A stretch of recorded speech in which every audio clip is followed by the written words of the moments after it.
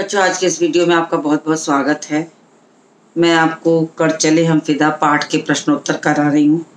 कुछ प्रश्न शेष रह गए हैं जिसको मैं आज कराने चल रही हूँ। उसके बाद भाषा अध्ययन में जो चीज़ें आवश्यक होंगी उनको मैं समझा दूंगी। आप उसको अपने गृह कार्य के रूप में कर लीजिएगा। कुछ मुहावरेदार भाषा है तो कुछ मुहावरे भी आपको वाक्य प्रयोग के लिए मिल सकते हैं। तो मैं 7वें प्रश्न को आज लिखवाने चल रही हूँ। 7वां प्रश्न है, इस गीत में सर पर कफन बांधना किस ओर संकेत कर रहा है? यानी कि देश की रक्षा के लिए प्राणों की बलि देना, प्राणों के बलिदान के भाव को लेकर उन्होंने सर पर कफन बांधने की बात की है कि यदि घर से निकले हैं ये सोचकर कि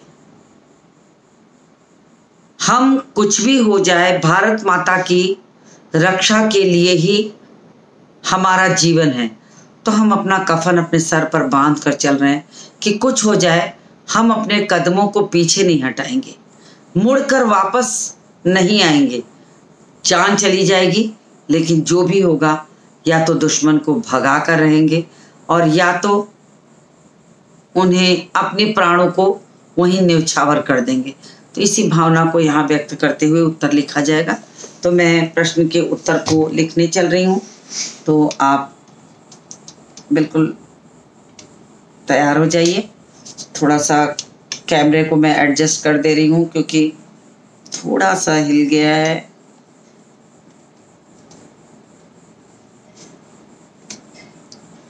चलिए, आपको अब आराम से दिखाई देगा।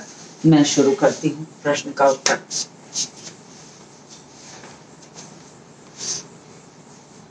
तो 7वां प्रश्न शुरू कर रही हूँ। आप 7वां प्रश्न अपनी पाठ्य पुस्तक से उतार लीजिए। इस गीत में सर पर कफन बांधना किस ओर संकेत कर रहा है? उत्तर नंबर 7 डाल देती हूँ। उत्तर नंबर 7।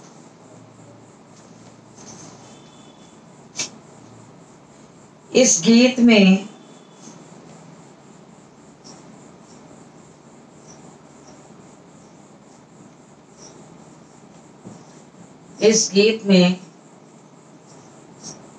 सर पर कफन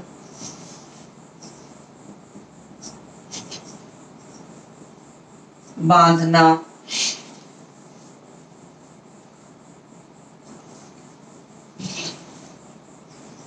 उस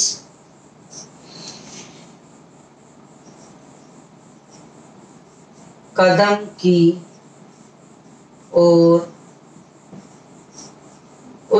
की ओर संकेत करता है।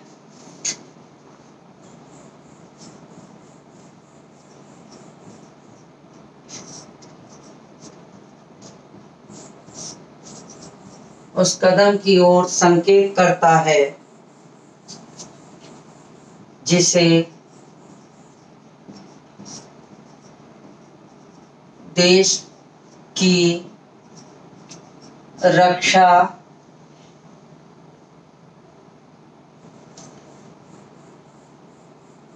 करने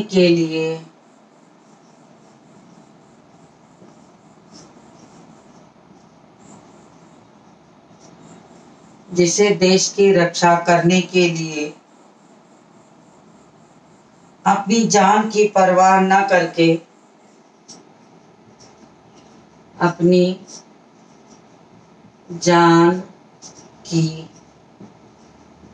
परवाह न करके अपनी जान की परवाह न करके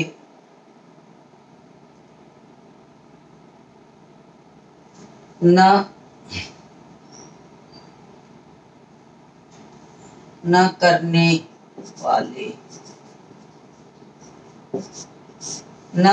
वाले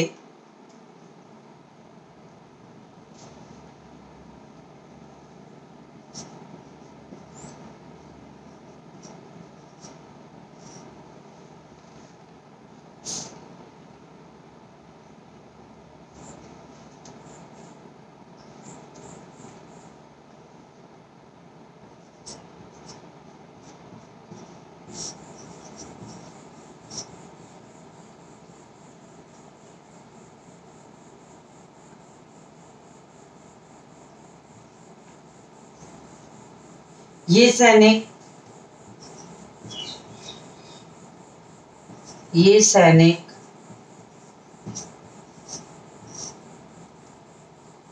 देश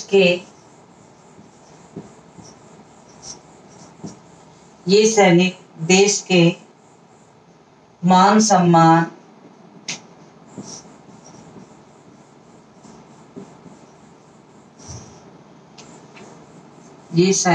देश के मान सम्मान की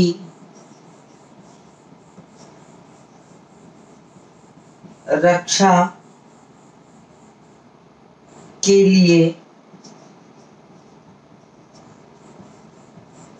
अपने प्राणों का मुंह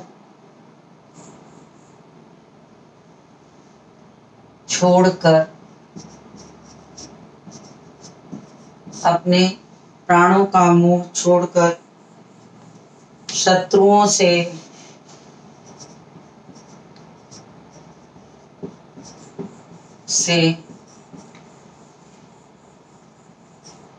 मुकाबला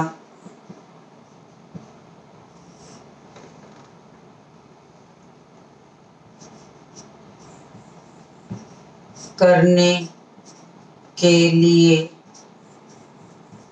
प्रतिपल तैयार रहते हैं।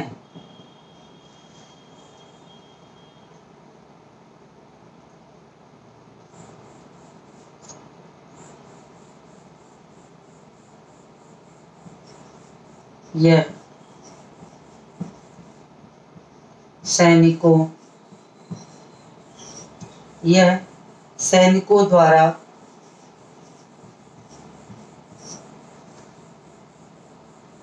शत्रुओं से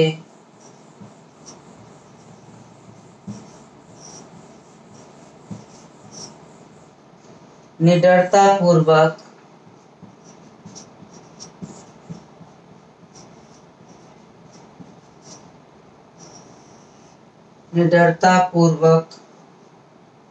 मुकाबला करने की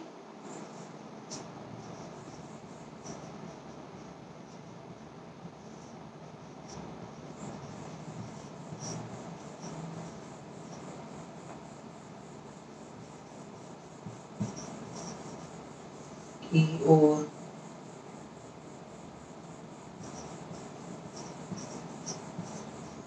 संकेत करता है। ये 7वें प्रश्न का उत्तर हो गया। इसको आप स्क्रीनशॉट लीजिए।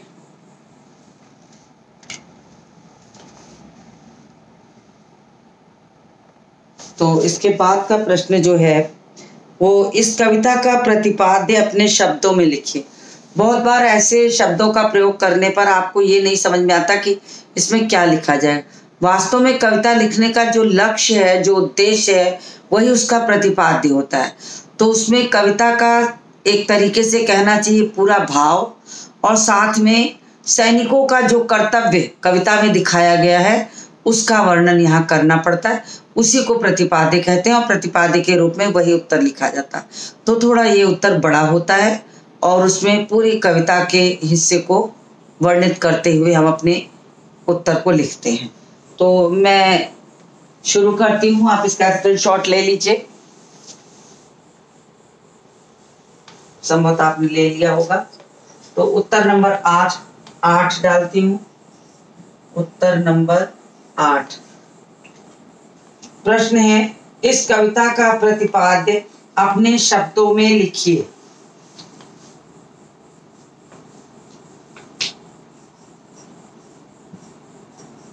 कर चले हम फिदा,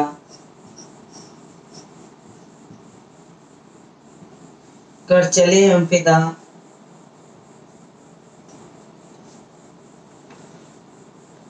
नामक गीत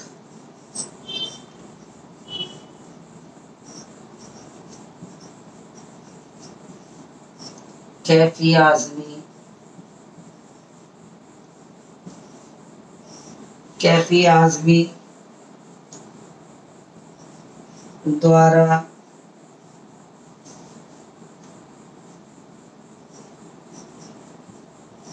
रचा गया है। इस पाठ की पृष्ठभूमि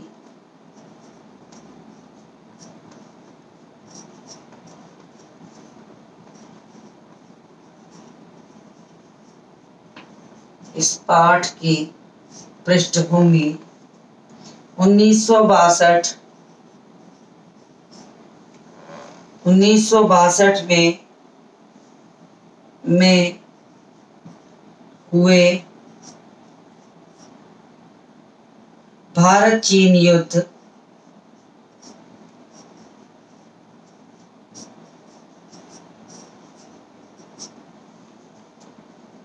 पर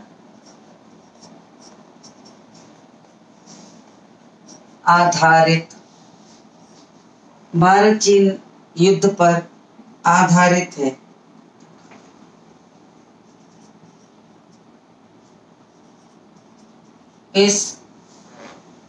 अब आपको इससे नीचे नहीं दिखाई पड़ेगा तो मैं इसको रब करूंगी। आप इसको स्क्रीनशॉट ले लीजिए तब फिर मैं लिखूं।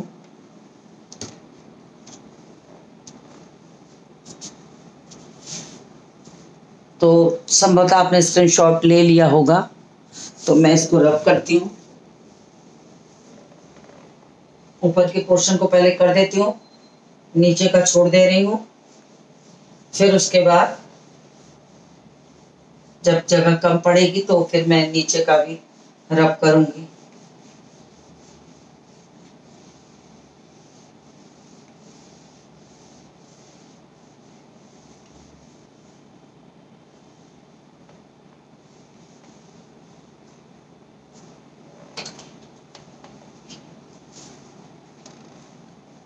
भारत चीन युद्ध पर आधारित है। इस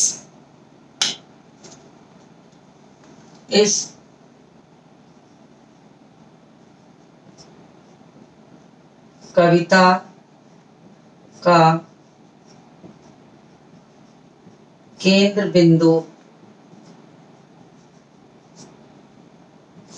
इस कविता का केंद्र बिंदु भारतीय सैनिकों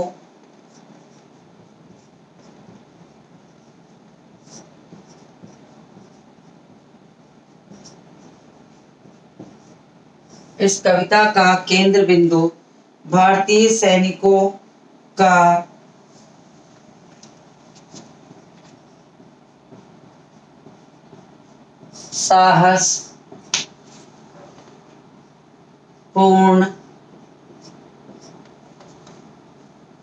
साहसपूर्ण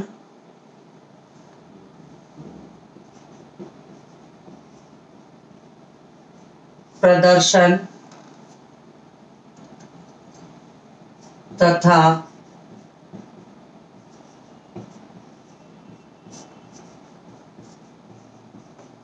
देशवासियों में देश की रक्षा के लिए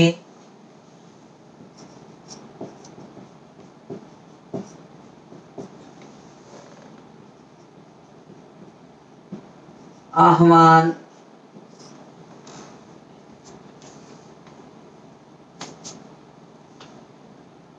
देशवासियों से होना चाहिए, देशवासियों से देश की रक्षा के लिए आह्वान किया गया है।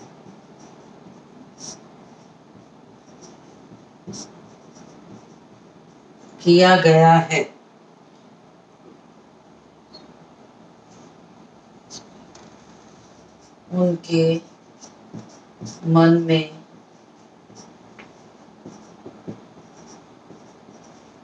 देश प्रेम,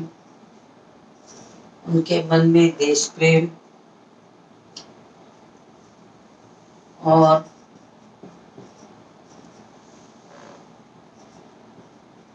देशभक्ति की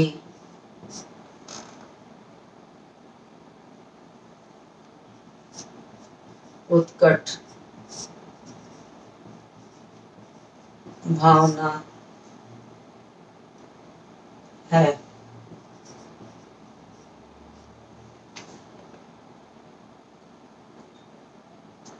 वे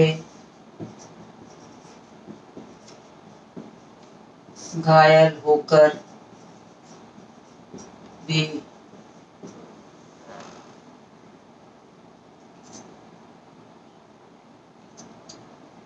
वे घायल होकर किसी भी क्षण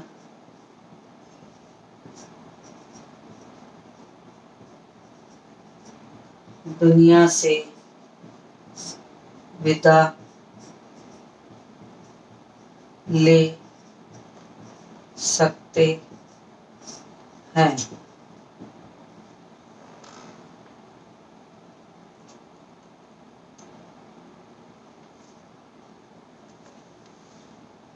परंतु उनकी देशभक्ति ऐसी है कि वे अपने साथियों को भी संबोधित करते हुए यही कहना चाहते हैं कि अब नीचे के हिस्से को रब करना पड़ेगा। आप इसको स्क्रीनशॉट ले चुके होंगे।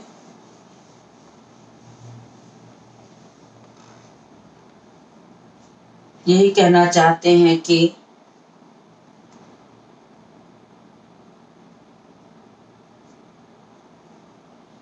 अब तुम्हारे हवाले वतन साथियों।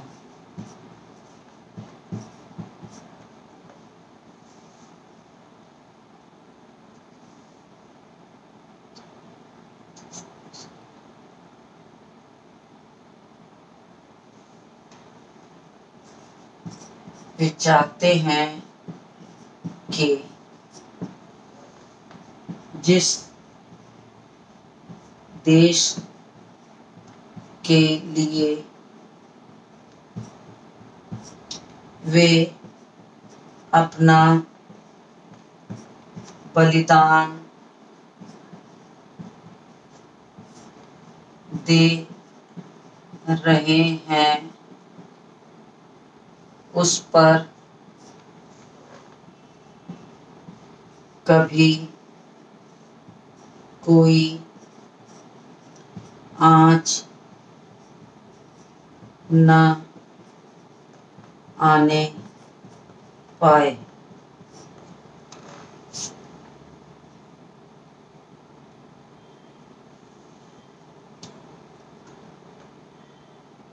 और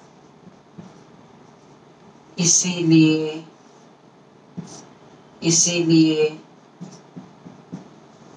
अपने साथियों को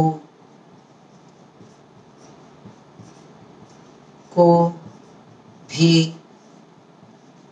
प्रेरित करते हैं।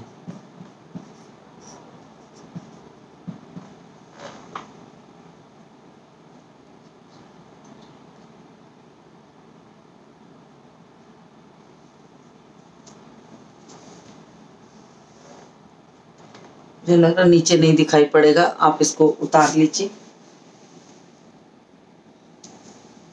इसको उतार लीजिए तो मैं इसको रब करूं। स्क्रीनशॉट लीजिए, मैं बिल्कुल किनारे हूं।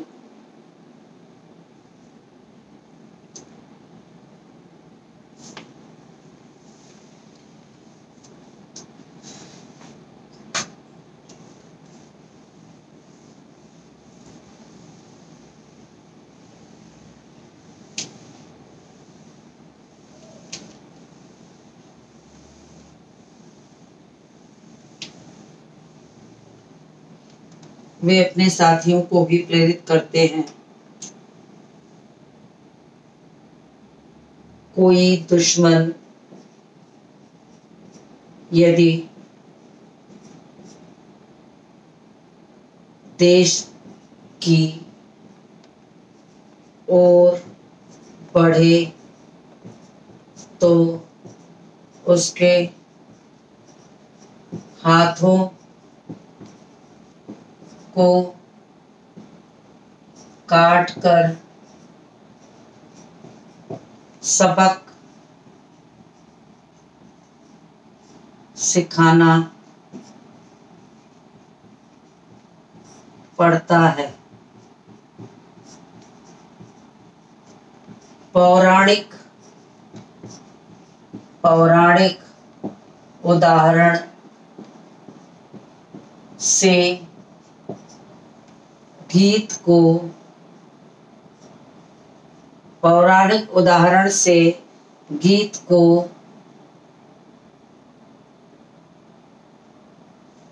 और सजीवता प्रदान करते हुए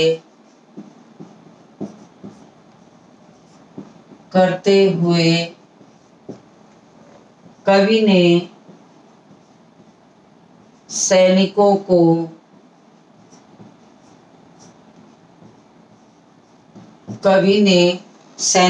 को राम और लक्ष्मण की संज्ञा देकर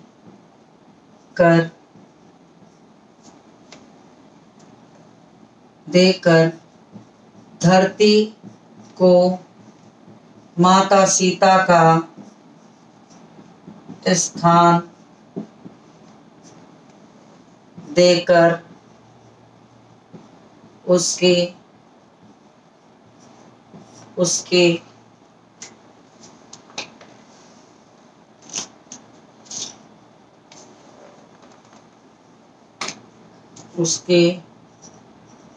रक्षा के लिए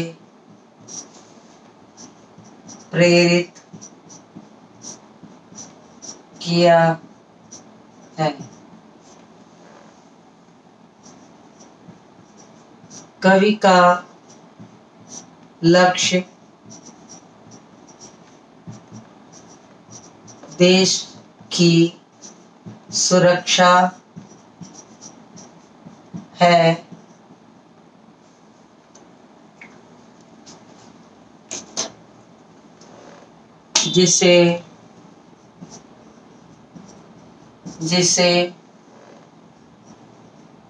जिसे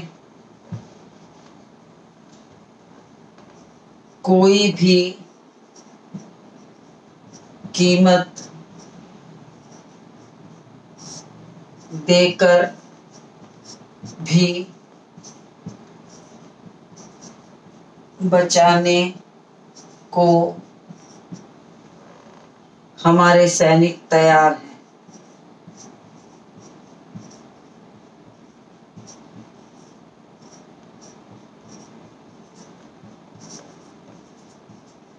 ऐसे प्रश्न अधिक नंबरों में आते हैं। प्रतिपाद्य हो या कविता का लक्ष्य, उद्देश्य, सारांश की तरह वाले जो प्रश्न होते हैं वो अधिक नंबरों में आते हैं हमेशा। तो ये प्रश्न थोड़े बड़े होते हैं। मैंने पहले ही कहा था कि ये प्रश्न थोड़े बड़े होते हैं, लेकिन मैं किनारे होती हूँ। आप इसका स्क्रीनशॉट ले लीजिए।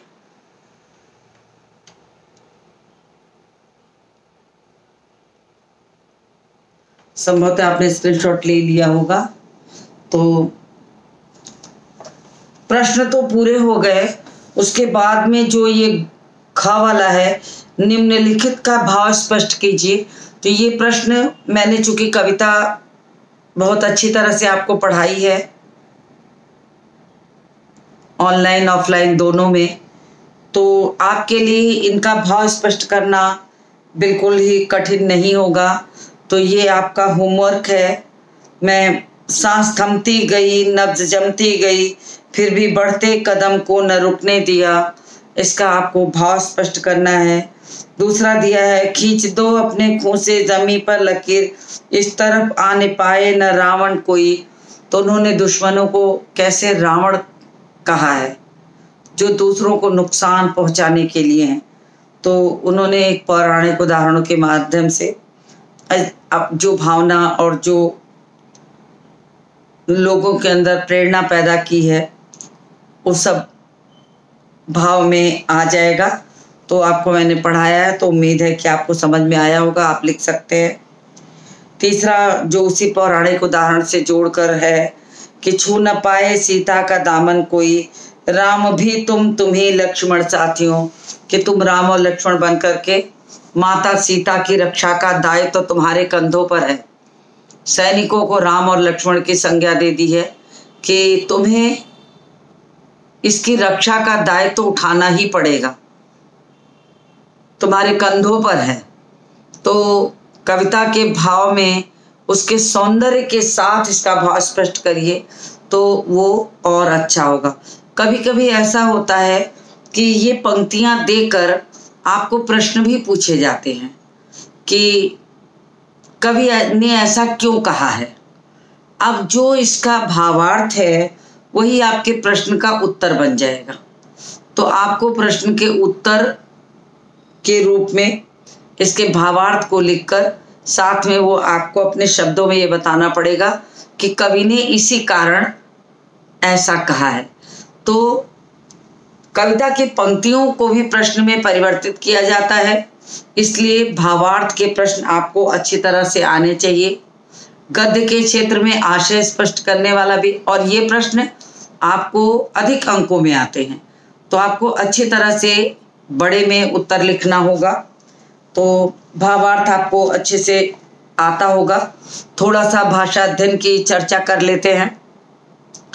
भाषा अध्ययन में जो कविता के अंदर मुहावरे आए हैं, उन मुहावरों में आपको जो व्याकरण का हिस्सा है, मुहावरों का वाक्य प्रयोग, वो आता है। तो इसमें कुछ जो मुहावरे आए हैं, कट गए सर। कट गए सर का मतलब होता बलिदान देना, कि सर कटाना पड़ जाए मगर हम देश के ऊपर आंच नहीं आने देंगे। सर भले कट जाए मगर हिमालय का मुकुट नहीं झुकने देंगे। तो कट गए सर अर्थात बलिदान होने का अर्थ है। आप अपनी पुस्तक में चाहें तो लिख सकते हैं। तो और वाक्य प्रयोग आप कर ही सकते हैं, जब छोटे बच्चे कर लेते हैं। तो नब्ज जमती गई यानी कि नसों में खून जम जाना। तो नसों में खून जम जाना, तो मैंने बताया था कि सर्दियों के मौसम में जब निम्न से निम्नतर तापमान होता है, उसमें भी हमारे सैनिक जो होते हैं, चाहे नसों में खून जम जाए लेकिन अपना कदम पीछे नहीं हटाते हैं। तो इसको भी आपको वाक्य प्रयोग करना है। जान देने की रुत यानी कुर्बान होने का समय बार बार नहीं मिलता। कुर्बानी का समय बार बार नहीं आता, कभी कभी आता है। तो इसके लिए आपको हमेशा ये दिमाग में रखिए, भारत माता की सुरक्षा रहेगी तब हम सुरक्षित हैं। तो अपने देश की सुरक्षा को हम अपने से पहले जब जोड़ेंगे तब वो हमारे लिए, हमारे हित के लिए काम है। फिर अगला है कि हाथ उठने लगे। हाथ उठने लगे का मतलब होता है कि अगर कोई आक्रमणकारी हमारी ओर बढ़े, तो वो सब चीजें हैं। तो इसके बाद के जो प्रश्न हैं वो आपके लिए ऐसे नहीं है कि जो परीक्षा में पूछे जा सकते हैं। हाँ, फिल्म का समाज पर प्रभाव, ये आपका वाद विवाद का विषय है, कक्षा के दौरान कराया जाता है। तो कभी मौका मिला तो इस पर हम कक्षा ऑनलाइन में भी वाद विवाद कराएंगे। तो मुझे उम्मीद है कि ये पाठ पूरा हो गया तो आपको अच्छी तरह समझ में आ गया होगा। प्रश्नोत्तरों को अपनी कॉपी पे लिख डालिए। इसी के साथ इस वीडियो को समाप्त करती हूँ और मिलती हूँ आपसे अगली वीडियो में।